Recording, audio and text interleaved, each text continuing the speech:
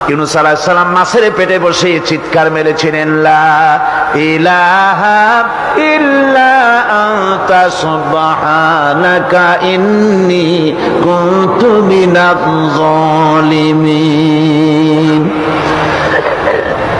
তিনি বলছিলেন, আয় আল্লাহ তাআলা, আমি তোমার প্রশংসা করছি, তুমি ছাড়া উপাস্য নাই, মাবুদ নাই।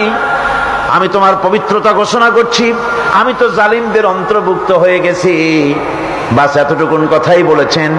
আল্লাহ পাক বলছেন, ইউনূসের ডাক তো কেউ শোনে নাই, পানির মধ্যে কেউ শোনে নাই, জমিনের কেউ শোনে নাই, মহাশূন্যের কেউ শোনে নাই, কিন্তু মাছের পেটের ভেতরে থেকে গভীর অতল দরিয়ার তলদেশ থেকে মাছের পেটের ভিতরে বসে আমার ইউনূস যে ডাক দিল, ওই ডাক আমি আরশের মালিক আমি শুনতে পেয়েছি, আর সঙ্গে সঙ্গে জবাব দিয়েছি, ফাস্তাজাবনা লাহু ওয়া নাজ্জাইনাহু মিনাল গাম্মি ওয়া কাযালিকা নুজিল মুমিনিন।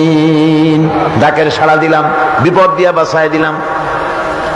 শুধু ইউনূসের নাম, আল্লাহ পাক এ জায়গায় আবার ওয়াদা করলেন, দুনিয়ার যত মুমিন বান্দা আছে তারা যদি কখনো বিপদে পড়ে যায় আর আমারে যদি ডাকে, আমি এইরকম করে বিপদ থেকে বাঁচাইয়া দেব।